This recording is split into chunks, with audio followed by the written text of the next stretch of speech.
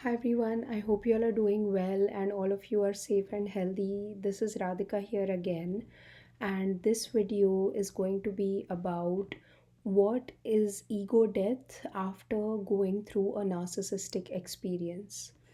Um, this video is both practical but also a little bit spiritual and philosophical. So we will discuss like what is ego death, what does that mean, why does it happen when you are in a narcissistic relationship or in a narcissistic experience, and what is the use of it in the long term, and in the whole cycle of life and death, and spiritually speaking, like what is the point of this ego death. So let's start with what is an ego death. So, in simplest terms, ego death is giving up a part of you which you held on to dearly before the narcissistic experience. So, for example, if since childhood you have thought of yourself as a very uh, giving, forgiving, kind of a person, right? Maybe that is the identity that you formed when you were growing up, that so and so is very mature, so and so is very giving, they are very altruistic, they think of others before they think of themselves, etc. So maybe these are the things in your personality that were praised a lot in your childhood, obviously because it benefited people around you, and so they praised it. And because they praised it so much, you made that a very big part of your identity. That's where the word empath comes in picture, because even I identified myself like that before my narcissistic experience. And almost like having a boundary seems selfish because you have grown up to be a giver, and obviously it was encouraged by people in your environment who themselves could have been very narcissistic and not very good with boundaries their own, or maybe they didn't teach you how to have very good boundaries either. So, no matter what everyone's story is, it might be a bit different. But say this is what you think of yourself, that I'm a very kind, giving, etc. person. Now, after the narcissistic experience, what will happen is after you get educated, you go through your own healing process, you will realize I need to change something. I need to put better boundaries in place. I have to stop putting myself last and everyone else first.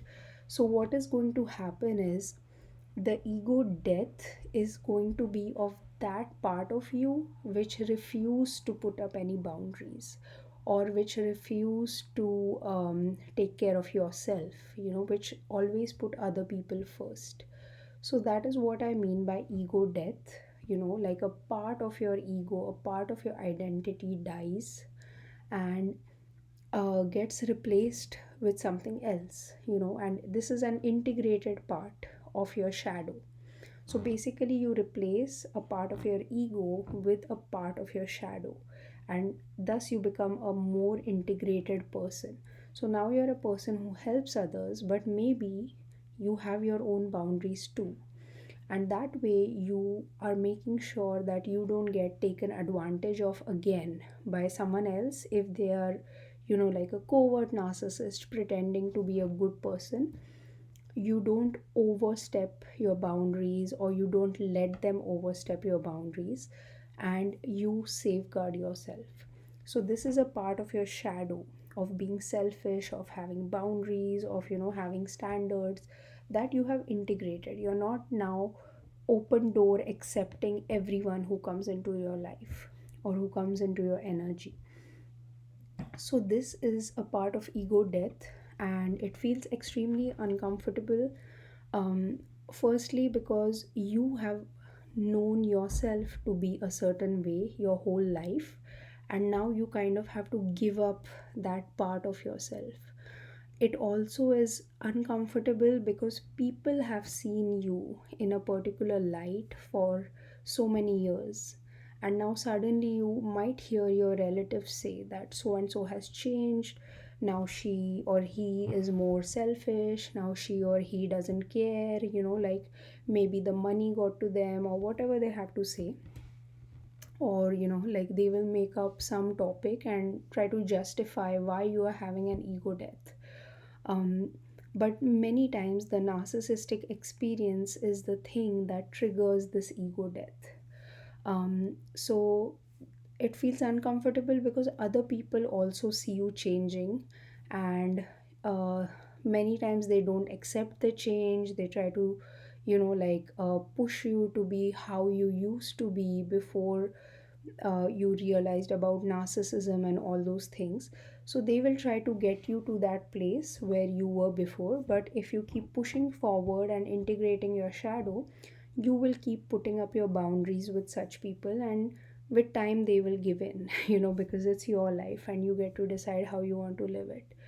um, so that is what an ego death is. So it's like a transformation, so you'll be a new person after your ego death. It's like a versioning, like the new version of software has been installed into your hardware, kind of a thing. So how does this tie in like spiritually? So spiritually, we all are letting go of our identities since the day we are born, right? When we are born, we are a child, a newborn kid, a newborn baby. Then we become, like a baby who's like 2 or 3 months old, etc. Then we become a toddler. Then we become a smaller kid, a bigger kid, a teenager. Then we are in our 20s, etc. So throughout life, we are having a lot of ego deaths, whether we are aware of it or not. We are doing that. The change is constant. The last change that comes is the change of death. When you are no more, your identity is no more. So if I die, Radhika will stop existing at that moment. So my identity will be completely gone. My body might remain, which might be, like buried or burnt, or, depends on whatever your religion follows or what you want to be done with your body.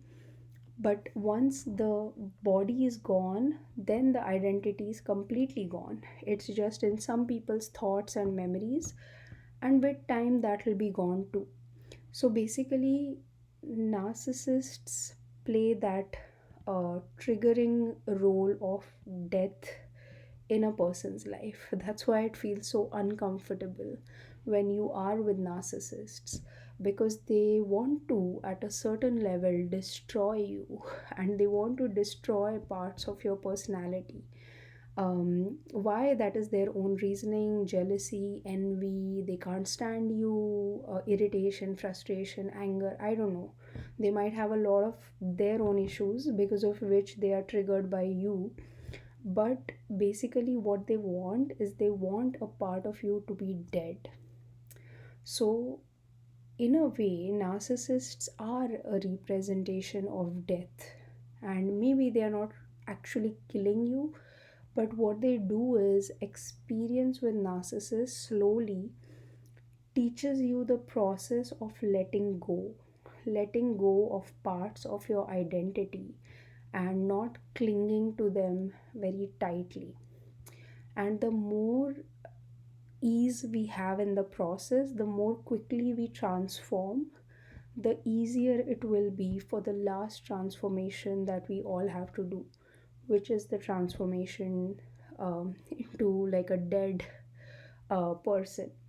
So basically, that's what narcissists embody. They embody the energy of death, and that's how we experience them in life. That's why it's so difficult to deal with narcissists.